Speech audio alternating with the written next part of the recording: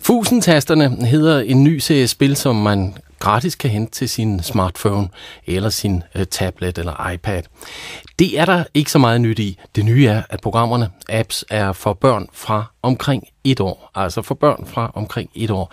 Og at de i øvrigt er nogle af de mest populære programmer, der hentes til smartphones, iPads og tablets. Så altså i virkeligheden, i rigtig mange barnevogne, der ligger baby nu og spiller spil på smartphonen, mens han eller hun lærer at tale. Med på telefon har jeg Theis Søndergaard fra fusentast.dk, og velkommen, Theis. Tak skal du have. Hvad er det så, de små spiller? Det er dig, der har udviklet de her mest populære spil. Ja, jamen altså de små, de spiller enten ordspillet, som vi har lavet, hvor de kan lære forskellige ord, som for eksempel dyr eller legetøj. Eller også så spiller de talspillet, hvor de kan lære at tælle til 10. Eller også så spiller de et huskespil, hvor de kan lære at vende 2 kort og finde de 2 ens, ligesom man kender fra den virkelige verden, skulle jeg til at sige. Sådan det er en gang memory. Ja, præcis. Men altså, hvordan fungerer det? Jamen, det fungerer jo på den fantastiske måde, at de her computere, altså tablets eller smartphones, eller hvad vi nu kalder det, de har jo den her trykskærm, som man bare kan pege på, og så finder den ud af, hvad man gerne vil. Og det er det, der gør, at vi pludselig kan begynde at lave noget, der giver mening og værdi og underholdning og læring for børn, som er helt ned, som du selv siger, til 1-årsalderen og endda også før. Fordi altså, det der med at pege, det er jo noget af det allerførste, et barn lærer. Før de overhovedet får sprog, så kan de jo pege på alting og dermed sige, at de gerne vil have det. Og det er pludselig det, de kan med de her smartphones og tablets og iPads og hvad de ellers hedder.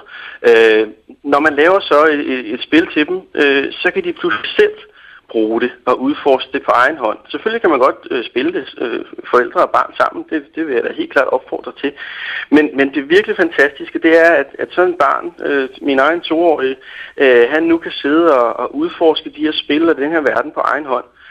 Og det giver en helt anden, det giver sådan et engagement og en lyst og en glæde hos barnet, som er ret fantastisk at se på.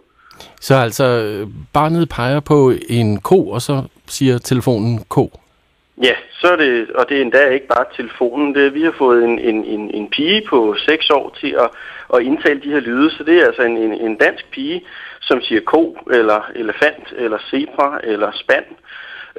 Og altså børn i den her alder, især sådan 1 og 2 år, de elsker jo det her med at gentage ting, der bliver sagt, og prøve at finde ud af, hvad det er, der sker.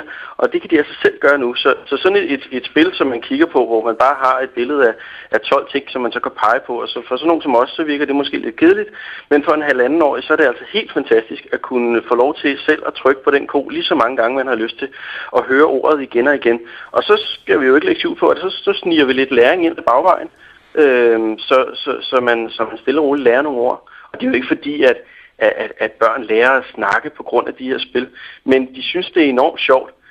Og jeg kan da i hvert fald sige, at min egen 2-årige, han har da i hvert fald lært at tælle til 10 på nogle få dage med det her spil, vi har lavet.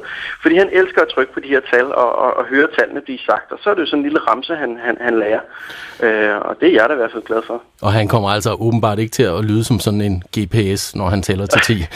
Nej, det er ikke nogen computerstemme her. Det er en pige, der hedder Isa, som har lavet stemmerne. Og hun er helt normal og dansk og snakker meget, meget flot. Hvad har børnene ud af det? Jamen altså, børn har først og fremmest et fantastisk stykke legetøj imellem hænderne. Altså ligesom en sandkasse og ligesom Lego-klodser er et fantastisk stykke legetøj, så er det her også. Og det vil sige, først og fremmest så laver de noget, de synes er enormt sjovt. Vi prøver så med vores spil også at bringe noget læring ind i legen.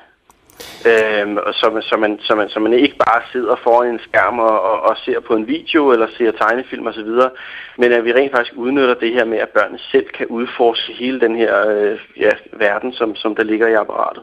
Ja, jeg kommer til at tænke på, altså hvorfor har du lavet det? Jamen det startede sådan set med min egen søn, som altså nu er 2 år, men da han var cirka 1,5 eller lidt under, der kom jeg hjem med sådan en her iPad. Fordi jeg havde været på rejse i USA, og der var den udkommet, og så kom jeg hjem med den. Og jeg havde egentlig ikke tænkt mig, at han skulle lege med den. Det var mere til mig selv og min kone, jeg havde købt den. Men vi kunne godt se lige snart, at han fik fingre i det, at der var et eller andet i det her, med at han selv kan sidde og rykke rundt. Og så gik vi ind i den og prøvede at finde nogle spil til ham, og det lykkedes også, men de er alle sammen på engelsk. Og jeg har ikke noget imod, at min dreng lærer nogle engelske ord og nogle engelske tal osv. Men jeg synes nu, det var lidt ærgerligt, at der ikke var noget dansk alternativ. Så min kone og jeg, vi satte os ned og kiggede på det, og så sagde vi, det kan vi da godt finde ud af at lave. Så nu har vi altså lavet de her foreløbig 3 spil, men vi er på vej med endnu flere. Vi er på vej med et farvespil, hvor man kan lære farverne, og et bogstavspil, hvor man kan lære bogstaverne, og et lille stavespil til de lidt ældre. Og vi prøver sådan at fokusere på det her danske indhold, på at man kan lære noget, på at lave noget af god kvalitet, fordi der findes også rigtig meget dårligt inde i alle de her programmer. Der findes jo utrolig mange programmer til dem, og der er desværre også en del dårligt imellem. Så vi prøver sådan, hvad skal man sige, holde fanen højt og lave noget af høj kvalitet. Det er gratis spil, det her. Hvad er smutvejen i det for dig? Jamen, smutvejen er jo, at nogle af dem er gratis, og nogle af dem koster noget. Og jeg håber selvfølgelig, at dem, der prøver vores gratis spil, de synes, at det er godt og har lyst til at betale. Og det er jo altså ikke store beløb, vi snakker om. De spil, der koster noget fra os, de koster 12 kroner. Så det kan man jo godt overkomme. Og jeg vil sige, hvis først man har set sine 2 år få underholdning i flere timer ud af det her, så synes jeg bestemt, det er værd. Og det tror jeg også, forældrene vil synes. Så skal jeg bare lige have styr på, altså hvad gør I nu, når telefonen ringer? Jamen vi håber da selvfølgelig, at der er masser af folk, der nu vil gå ind på fusentast.dk eller ind på vores Facebook. Men jeg tænker også på, at det Sønneke, der så ligger og spiller, og bliver den ikke taget? Nå, ja, men altså, nej, det man skal selvfølgelig, som hvert andet stykke legetøj, så skal man da selvfølgelig dosere det over for sit barn. Altså, masser af forældre har jo forskellige regler for, hvornår og hvordan man må lege med en computer, og det vil jeg da helt klart opfordre til, at det er det samme her. Hvis man køber en tablet, så ringer den ikke, for det kan den ikke. Men altså, efterhånden så er vi jo vant til, altså, børn kan jo godt lide at lave det, vi laver, og jeg tror, vi alle sammen har oplevet, når vi står med en telefon, at vores barn peger op på den og gerne vil se på den. Og nu har vi altså lavet noget, hvor når de så ser på den, jamen, så er der rent faktisk noget, der giver mening for dem, i stedet for, at de kommer til at ringe op til 112 eller et eller andet åndssvagt. Tak skal du have, Theis Søndergaard.